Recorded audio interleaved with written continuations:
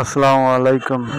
আশুলিয়ার বিভিন্ন স্থানে আগামীকাল থেকে সকল অফিস কারখানা খোলার ঘোষণা দিয়েছে বিজিএম থেকে এবং সকল মালিক পক্ষ থেকে।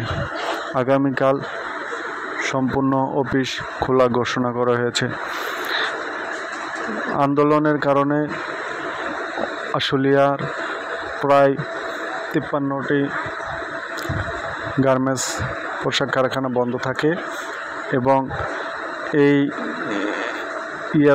তারা আন্দোলন করে এবং বিজিএম থেকে আগামীকাল থেকে সম্পূর্ণ অফিস খোলার ঘোষণা দিয়েছে।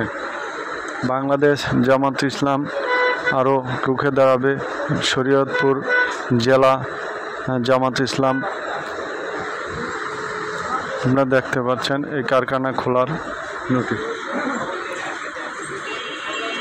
আগামীকাল থেকে কারখানা খোলা সম্পূর্ণভাবে।